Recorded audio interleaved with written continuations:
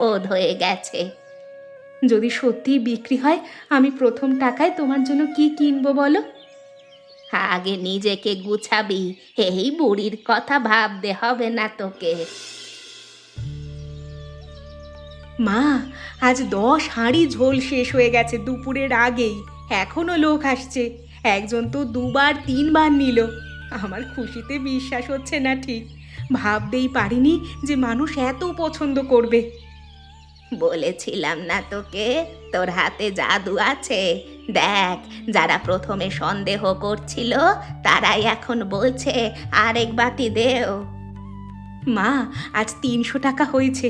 করিম মাতব্বরের মাঠে সারাদিন খেটে 80 টাকা পায় আমার স্বামী, আর আমি কচু পাতার ঝোল বেচে 300 টাকা পেলাম।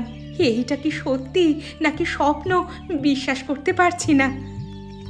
একদম সত্যি। আর এইটা শুধু শুরু। তুই যদি নিয়ম করে করিস, হাটে নাম ছড়াবে তোর।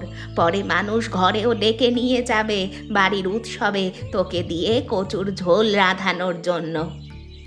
সত্যিই আজ মনে হচ্ছে হয়তো সুখের মুখ দেখতে পাবো আমি। এই সব কিছু হয়েছে তোমার আশীর্বাদে।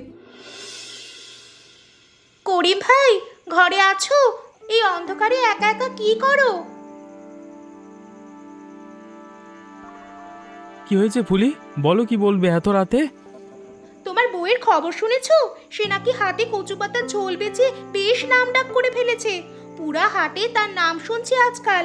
মানুষে বলছে রহিমার ঝোলের জুড়ি নাই। আমি ভাবলাম তোমারে বলি কথাগুলো, তুমি তো কিছুই জানো না মনে হয়। রহিমা ঝোল বেচে? কোথায় সে থাকে? আমি তো তাকে কত খুঁজেছি, পাইনি। ওই গ্রামের শেষ মাথায় বুড়ি আমেনার বাড়িতে থাকে সে এখন। সেখান থেকে রান্না করে হাটে নিয়ে যায়। শুনছি ভালোই কামাই করছে আজকাল। তোমার বউ তো দেখি চালাক মানুষ।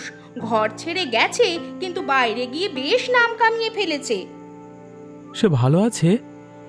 ভালোই তো আছে, খারাপ থাকবে কেন? ঘরে থাকতে শুধু যে জিনিস নিয়ে ঝগড়া হতো, এখন সেই জিনিস নিয়ে যখন টাকা রোজগার করতে পারছে, তখন আর তার পা মাটিতে পড়বে? ফুলি, তুমি যাও, আমার একটু একলা থাকতে দাও। আচ্ছা যাই, তবে একটা কথা কই।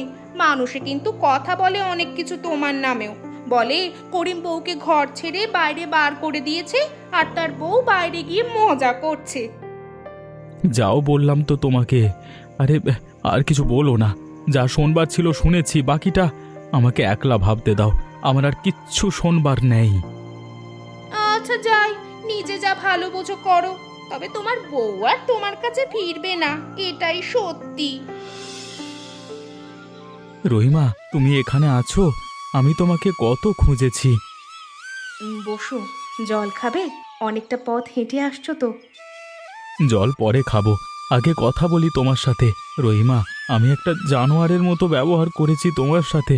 তুমি চলে যাওয়ার পর বুঝলাম আমি কত কত একা। আমার সব কিছু শূন্য হয়ে গেছে। তুমি অনেক দিন পর আসলে, ভাবছিলাম হয়তো কোনোদিনই আসবে না আর আমার কাছে। আসবার সাহস পাইনি, লজ্জা করছিল খুব নিজের মধ্যে। অনেক ভেবে বুঝলাম আমি শুধু তোমাকে কষ্ট দিইনি, তোমাকে চিনতেও পারিনি আমি। আমি তোমাকে ঘৃণা করি না গো, কোনো দিন করিনি। আমি জানতাম তোমার রাগ বাইরের মানুষের অত্যাচারের ফলে হচ্ছে। শুধু আমার কষ্ট হতো যে তুমি সেই রাগ আমার ওপর দেখাতে বলে। আমি জানি তুমি বুঝছো, আর আমি কিছুই বুঝিনি। তোমাকে আমি তো কচু পাতায়